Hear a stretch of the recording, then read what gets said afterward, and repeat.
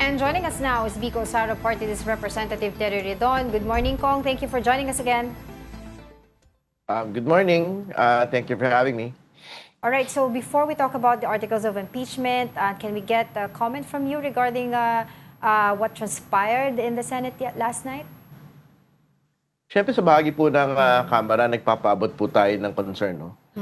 Dito po sa nangyaring ito and katulad po ng binabanggit ng Senado at ng ating pong Pangulo, we would also want to get to the bottom of this. No? Very important po to make the point na dalawang bagay po yung, tatlong mga grupo po yung naging apektado po sa pangyayari kahapon. Una, siyempre, yung pong mga kasamahan ho namin sa Kamara. No? So particularly ho, si House Secretary General Chelo Garafil, dahil nangyari po insidente almost at the same time nung pong submission po ng articles of impeachment, no, para sa reception po ng Senate Secretary. Yun po yung una. Pangalawa, siyempre nangyari po insidente habang nagka-cover po yung mga kasamahan natin sa media.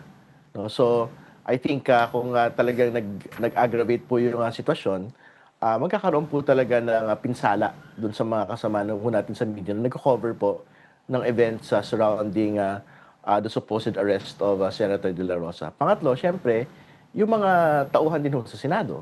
No? Dahil supposedly, they were there to ensure the security of everybody, pero they would have been caught in the crossfire kung talaga tumindi pa lalo yung sitwasyon kagabi. So, as far as the House is concerned, talagang we would also want to get the entire story as to why the shooting incident occurred. Sino ho yung nagpaputok? Meron ba talagang tapatan ng puwersa na nangyari? Or it was a one-sided shooting of the guns? No? Nito pong nangyari kagabi. Kung klaruhin ko lang yung protocol pag-transmit ng physical evidence, yung articles of impeachment from Congress to the Senate, kasi yung supposedly yung escorts daw ng yung pinadala from the lower house, sino talaga ang kasama doon? And is it standard na may mga Marines na nag-escort dito?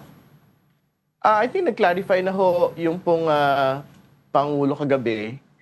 Yung pong Marines, talagang mga kasama ho talaga yun doon sa mga deployed to the Senate. Pati ho yung police, no? Yung pong mga tauhan po ng Senate Sergeant at Arms, mga Senado ho talaga yun. So everyone, lahat po ng mga dibaril daw po kagabi ay mga taong Senado. No? Ibig sabihin, deployed to the Senate, deputized to the Senate. No? So yung pong House Secretary General, I think when they were delivering all of the documents, they were there by themselves. No? Ang kasama lang ho talaga ni Secretary General ay yung pong House Sergeant at Arms. No? At ilan pong staff ng Secretary General's office. So I don't think they were involved in getting any escort or security detail dito po sa delivery lang po ng articles of impeachment. Well, Kong, legally speaking, kayo po ay lawyer din, taking away po yung posisyon nyo bilang congressman.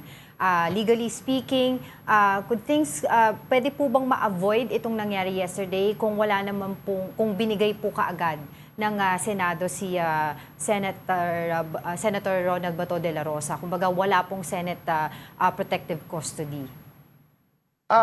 Ayoko munang pag-usapan yon dahil syempre meron pong mga legal proceedings po na nangyayari. No? So yung Korte Suprema nagbigay po ng palugit para magsagutan po yung mga partido relating to the motion of Senator Bato de la Rosa. And naiintindihan ko din naman ho yung posisyon ng Senate leadership sa bagay po na ito. Pero syempre, I think the point needs to be made that actual warrants had already been issued against Senator Bato de la Rosa. So we'll also leave it to the executive as to how they will actually implement this particular international warrant against Senator De La Rosa. All right, Kong, let's move on to the impeachment. No? Ngayon, it was transmitted already officially yesterday. Ano po ang timeline ngayon na i-expect natin?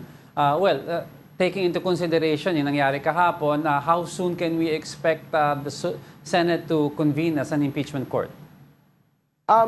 We will hold on po to the word of Senate President Alan Peter Cayetano. Ang sabi naman po niya that they will convene the impeachment court forthwith. No? And ang kanya pong pagkakahulugan ng salita pong forthwith in a recent interview ay agad-agad. So, as soon as they have received it officially as a Senate body, no? So, ibig sabihin, during their plenary session, we will be expecting po na hopefully within the next week, they will have convened already po as a Senate impeachment court. Well, Kog, para po malinaw lang po sa ating mga viewers, kasi 2 weeks from now, if I'm not mistaken, June 6 po ba or June 4 ay sine-dia na. So, pagka po ba nag-convene ang Senado, tuloy-tuloy na po yun, hindi na po nila maaaring gawing dahilan na kailangan mag-recess ng Senado, tapos magsosona pa by July. Tuloy-tuloy naman po yan, ano? Yung kaibahan po kasi noong nakaraang panahon, patapos na ho talaga yung 19th Congress, no? At patawid na po to the 20th Congress. Magsasara lang naman ho yung unang taon ng Kongreso po ng 20th Congress. So, Still ang the same pagtingin ko naman ho, this is a continuing constitutional duty of the Senate to convene it and to implement po the Senate impeachment trial. So, irrespective of it crossing towards sine die status, dapat magtuloy-tuloy pa rin po itong proseso sa Senado. Okay, so ano na po yung mga preparations ng prosecution team for the pag nag-start na po yung trial, if ever? Alam po niyo, halos araw-araw na ho yung mga pagpupulong po namin. Maghahati na po yung pong 11-person na panel into teams, into teams of 4 para doon po sa 4 grounds. So, unexplained wealth, bribery, threats, at confidential funds misuse. So, yun po, we're in the thick of things. And syempre, nagpipinal din po kami noong pong roster po ng private prosecutors na tutulong din po sa public prosecutors. So, yan po yung mga kaganapan sa mga susunod pong araw. Pero ultimately, ang bola po of moving forward the impeachment proceeding ay nasa Senado na po. At yan po yung talagang antabayanan po namin sa mga susunod pong mga araw. Well, Kong, we all also know, as much as it is important na tignan yung ebidensya, and we hope in a perfect world, yung mga senador will just look at that. But we know it's also a political process. And given the current construct of the majority, ano po ang tactic ngayon ng prosecution with regards to possible acquittal or guilty verdict? Well, ang nagbago lang naman po sa Senado ay yung pong liderato, hindi naman po yung komposisyon. So, irrespective of the Senate leadership, kailangan pa rin po talaga namin kumbinsihin isa-isa yung pong mga senador to convict the Vice President. At ang paraan po talaga para dyan ay makumbinsiho sila on the basis and the strength of evidence. And I'm quite certain in each and every ground on threats, kita naman natin talagang talagang nagbanta ho yung pangalang Pangulo laban sa Pangulo. Pangalawa, on unexplained wealth, sobrang hirap po talaga pagbanggain ng 6.7 billion in total transactions versus 88.5 billion in SALN. At panghuli, yung pong confidential funds misuse, very clear. 448 million po yung pinapasoli sa pangalang Pangulo, personal. So, sa lahat po ng pagpapatunay, tingin ko po kaya ho namin kumbinsihin ang atin po mga senador to convict the Vice President. Speaking of evidence, Kong, yung isang sinasabing important key of evidence na hindi ata binuksan sa Congress, yung Green box. Yung green box, will you be opening this in the trial? Tama po yun. So, we will request the Senate Impeachment Court for them to unseal the box so that we can examine the contents. Kasi relevant po ito doon sa pagpapabangga against the total transactions po of the Duterte-Carpio couple para makita ho natin na hindi even, not just on SALN, but also on income, talagang hindi ho magbabangga yung pong total transactions, entire financial picture ng mag-asawang Duterte-Carpio doon po sa kanila pong income statements na sinabit po sa BIR. Yung pag-unseal, Kong, is this going to be during the course of the trial or will the request be made before the trial happens? That is something that we will have to determine po. I think that's something that we can be undertaken during pre-trial, but if we will not undertake it during pre-trial, we will undertake it during the trial itself. Well, of course, during the clarificatory hearings po ng House Justice Committee, hindi po talaga dumating itong si VP Sara Duterte. But this time around, if the impeachment trial continues or begins, nakalagay po ba sa Constitution natin na mandatory dapat nandoon, mag-attend at sumali sa prosesong ito ang akusado?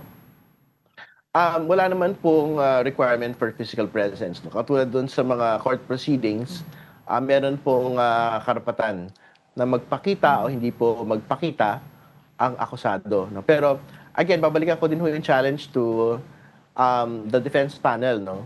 Kasi up until today, and they stated it also in their statement, na they will participate daw po in the Senate trial while still contesting the matter at the level of the Supreme Court. No? Parang medyo madugas ho yun eh. Kasi I don't think you can participate in the trial when you are actually questioning the entirety of the proceedings. Right. Hindi ba? Kasi it will place everyone in a very contradictory position. Kasi for example, in the event that the Senate actually convicts the Vice President and then the Supreme Court releases a decision invalidating the entirety of the proceedings, ano ho yung magiging sitwasyon ho natin yan? Pagka ho ganyan. So I think they have to decide the actual recourse that they would want. No? And I'm quite certain some of the senator judges will actually ask this particular question as well. Kasi respondent po yung Senado eh. Right. Doon po sa proseso po nila sa Korte Suprema. So I think that these are things that will preliminarily be discussed during the course of trial. Yan. You mentioned kanina yung preparations na ginagawa niyo, nabalik lang ako ng konti. You said teams of 4. Ano po ang hahawakan yung article of impeachment? Wala pa hong pagpipinal po rito. Pero yung tinalakay po natin during the clarificatory proceedings ay patungkol doon sa unexplained wealth, no? At confidential funds. So malamang madedeploy ho tayo on those particular grounds. And usually, how long will this take? Ang trial? Which particular, ano po yung... Yung trial will po, take sorry. this Oo. particular? Oo. How long will the trial take? I mean, kasi before, like yung kay Corona, I think it took 3 to 4 months, if I'm not mistaken. But of course, yung during era pa time, naunsami yun because of what happened. Pero normally, ilang months po ba to? Siyempre, we cannot say for certain no, how long it will take. Pero I think we will require maybe a month or two po for the evidence to be presented by the prosecution and for the defense to be presented also by their panel. No? So, siguro yung 2 months, tingin ko, sapat-sapat na po ito para doon sa kabuuan po ng presentasyon ng lahat ng mga ebidensya.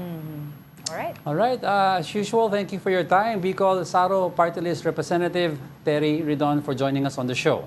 Good morning. Maraming salamat. Magandang umaga.